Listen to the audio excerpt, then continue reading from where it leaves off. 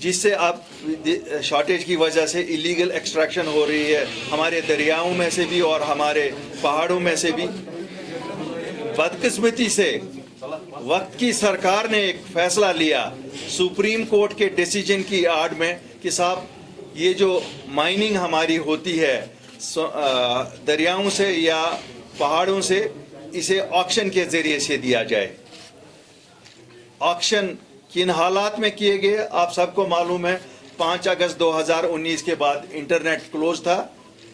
ये नेट पे नोटिस निकाली गई, उसमें चंद बड़े मगरमच्छ जो रियासत के बाहर से आए,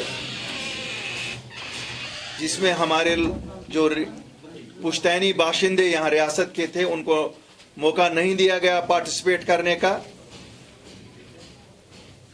उन्हें ये ब्लॉक्स ऑक्शन पे दिए गए।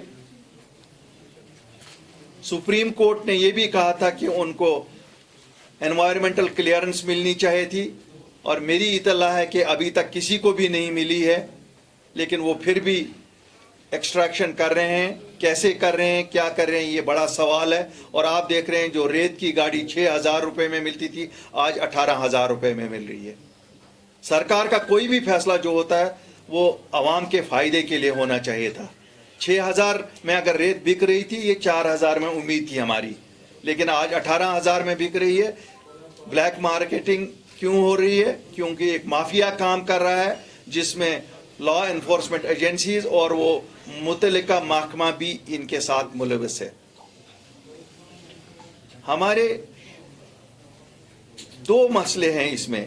एक जो आउटसोर्सिंग की गई है, जो हमारे पुश्तैनी बाशिंदे हैं उनको नज़रअंदाज किया गया है। दूसरा, जो लोग इससे मुंसलिक हैं, चाहे वो मजदूर हैं जो रेत निकालते थे, चाहे वो किश्तीबान थे, बड़े बड़े किश्तियाँ थी, या चाहे वो आपके टिपर वाले थे, चाहे ट्रैक्टर वाले थे, चाहे ऑटो वाले थे जो इसके साथ थे, तकरीबन 2-2.5-3 लाख लोग जम्मू और कश्मीर दोनों खितों में इनके साथ मुंसलिक थे, वो सब बेरोजगार हो गए। कंस्ट्रक्शन एक्टिविटी जो इस वक्त कही जाती है साहब पीक पे, आप देख रहे हैं हमारा एम्स बिल्कुल काम नहीं चल रहा है। बाकी हमारी जो चीज कंस्ट्रक्शन डेवलपमेंटल सरकार कह रही है कि हमारा मेन ऑब्जेक्टिव इस वक्त है, उनकी डेवलपमेंटल एक्टिविटी सफ़र कर रही हैं। क्यों सबको कहा जा रहा है कि रॉयल्टी पेड वाला मटेरियल इस्तेमाल करो, चूँकि अब रॉयल्टी ली नहीं जाती है। पहले जो निकालते थे वो रॉयल्टी सरकार को भरते थे और सप्लाई करते थे क्रशर वालों को या दूसरे लोगों को, कॉन्ट्रैक्टर्स को। अब आज के दिन में ऐसा कुछ नहीं है, और ये सब एक इलीगल माफिया ही कर रहा है। इन सब के रोजगार पे भी शब खून मारा गया है, जिसके लिए हमारा बहुत बड़ा कंसर्न है। हमारे एयरपोर्ट या अस्पतालों पे जो काम था वो भी रुक गया है। हमारे रोड्स के काम भी रुके हुए हैं। आप देख रहे हैं जम्मू श्रीनगर नेशनल हाईवे किस सुस्त रफ्तारी से काम चल रहा है। एक बड़ी वजह ये भी कही जा रही है कि वहाँ पर भी ये राइट्स नहीं है। यहाँ हमारे यहाँ ईजमेंट्री राइट्स वो होते हैं जो पुश्तैनी बाशिंदे कटास जो पत्थर का काम करते थे या रेत निकालने वाले थे, उनको वो साल से ये काम कर रहे थे, किसी का दादा फिर बाप फिर ये, तो एक easementary rights with in the constitution है। वो रॉयल्टी भरते थे, अपना काम करते थे और आगे अपना रोजगार चलाते थे। हमारा हुनर है, पत्थर का काम हमारा हुनर है, उस हुनर को भी आहिस्ता आहिस्ता ख़त्म किया गया। तो हमारा मुतालबा है कि ईजमेंट्री राइट्स बहाल किए जाएं। और एक फैसला जो लास्ट ईयर जब हमने ये पहले भी उठाया था, तब हमने उस वक्त के एलजी साहब से बात की थी, उन्होंने एग्री किया था कि हम पंचायत को छोटे छोटे ब्लॉक्स दे देंगे ताकि पंचायत एक लोकल लेवल पे ये कर सके, अपना रिसोर्स भी जनरेट कर सकें, और लोकल लोग जो ये जिनकी एम्प्लॉयमेंट इससे हिट हो गई है वो भी अपना काम बहाल कर सके। लेकिन शुरुआत तो की गई थी, अमली तौर कुछ नहीं किया गया।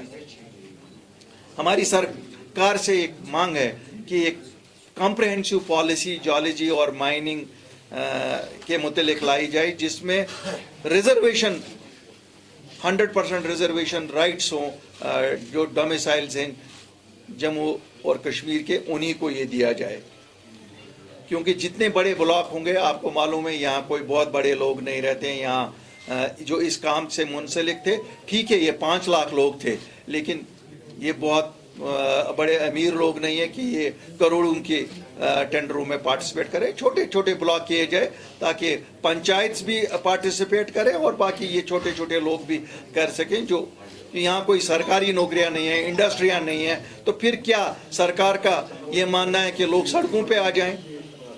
اگر سرکار کی ہر ایک پالیسی ایسی ہو جس سے لوگ سڑکوں پہ ہی آئیں تو پھر مجھے بدقسمتی سے کہنا پڑے گا کہ اس کے خلاف اگر اپنی پارٹی کو سڑکوں پہ بھی ان سٹیک ہولڈرز کے ساتھ آنا پڑے گا اور ہم اس سے بھی گریز نہیں کریں گے.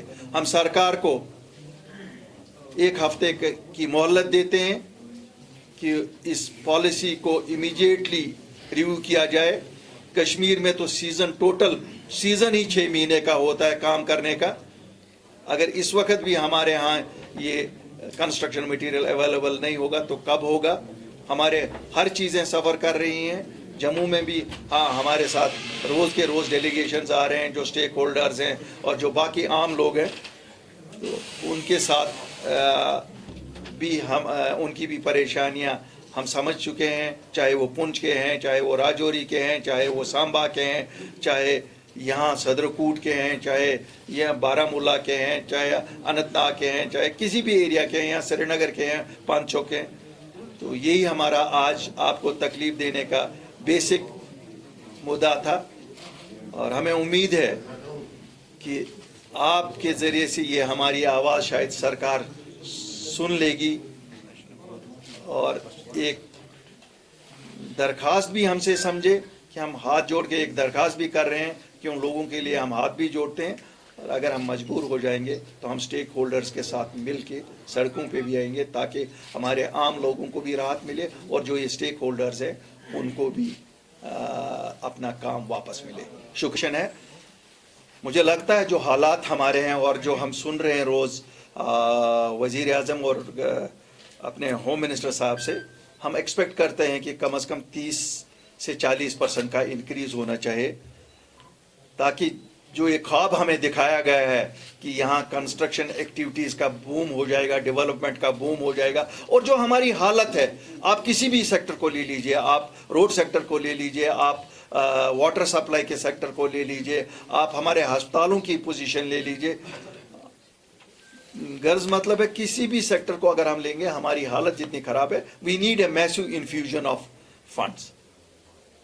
سال ہم کہتے ہیں ہم نے لاسٹ ایئر بھی اٹھایا، اس وقت ہم نے اس وقت کے ایل جی صاحب سے ملاقات کی.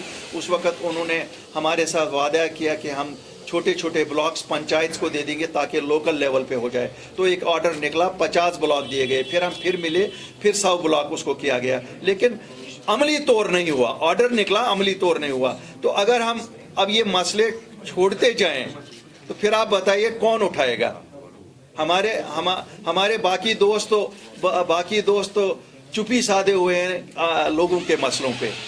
دیکھیے مجھے لگتا ہے the media should appreciate that we have started taking up the issues in all our seriousness. ابھی آپ نے دیکھا پچھلے ہفتے ہم نے جو راشن کا مسئلہ اٹھایا، بدقسمتی سے کچھ دوستوں نے اسے اس وقت پروجیکٹ کیا کہ ہمیں خالی ایک مٹن کا مسئلہ کوٹھے داروں کے لیے اٹھا رہے ہیں یا کسی کے لیے. ہم نے تو پہلے راشن کا کیوں آپ لوگوں سے بھی ایک شکوہ ہے کہ آپ شاید سمجھتے نہیں ہیں. پچھلے مہینے میں 90,000 سولوں کو سری نگر شہر میں راشن نہیں دیا گیا. کیوں نہیں دیا گیا؟ سب آپ کے آدھار کارڈ لنک نہیں ہوئے ہیں اس کے ساتھ، آپ کے راشن کارڈوں کے ساتھ. اور اس مہینے 2.5 لاکھ کا یہ پروگرام تھا کہ 2.5 لاکھ سولوں کو راشن نہیں دیں گے.